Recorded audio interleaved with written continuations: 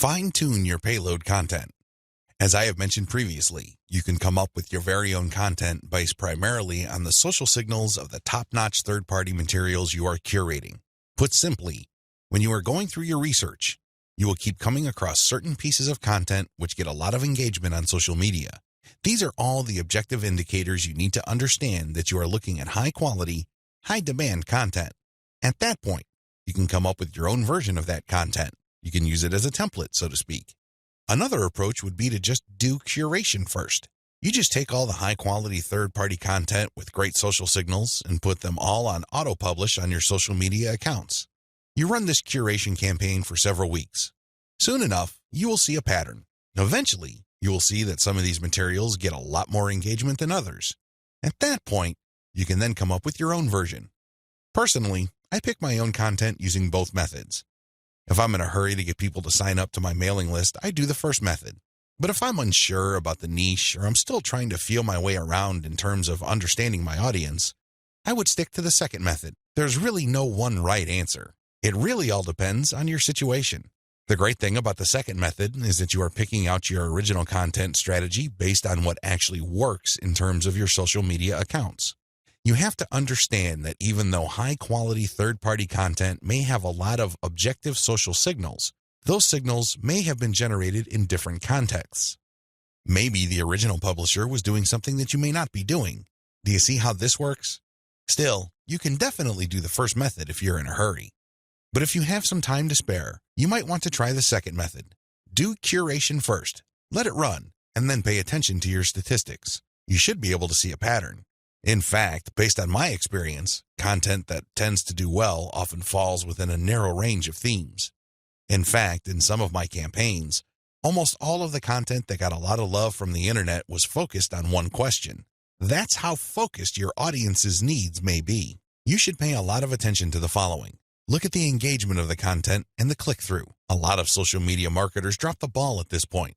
They think that it's all about engagement. I'm telling you, regardless of how many likes, shares, or comments a piece of content gets, if people don't click through, those engagement signals are not worth much.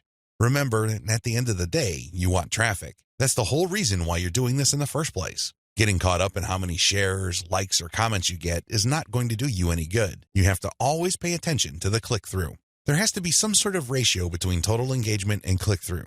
The higher the ratio of the click-through, the more attention you should devote to a piece of content. Study high click-through and high engagement content closely. Now that you have identified curated content that performs well, the next step is to analyze them with a fine-tooth comb. Ask yourself, what problems are people interested in when they read this piece of content? How are these pieces of content positioned or presented? Do they use some sort of emotional headline? Do they use subheadings that ask questions? Do they drag the person along? Or do they just lay out the information dead center? Pay attention to cosmetic issues. People do judge a book by its cover, and blog posts and articles are no different. How are these materials formatted? Do they have big pictures? Do they have header pictures? Do they use diagrams? What are they doing exactly? Once you've answered all these questions and you're comfortable with the answers you got, the next step is to create your own content specification sheet. This is going to be your template. Now, make sure that you're not just basing it on one successful piece of content.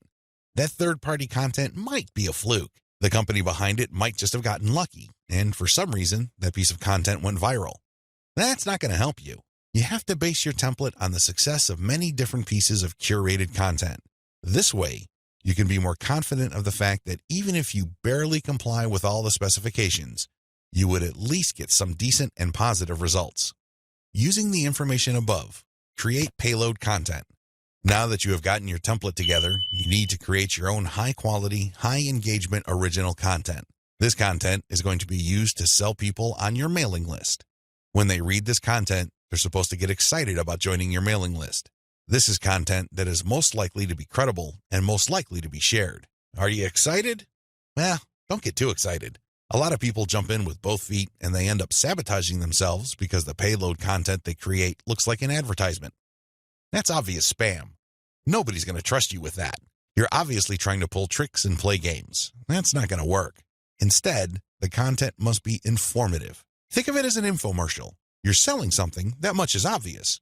But people have to walk away with solid value. You have to walk that tightrope. There's a thin line between shoving stuff down people's throats and providing solid value without asking for anything in return. You have to come up with a decent compromise between the two. The bottom line is, whatever you do, the content you produce must be valuable. It must add value to the lives of people reading your materials. That's how you build credibility. That's how you get people to get excited about your mailing list. Remember, your list is supposed to add value to their lives. It's going to be very hard to give that impression when the content that you share is worthless. I hope you can see that. I'll see you in the next video.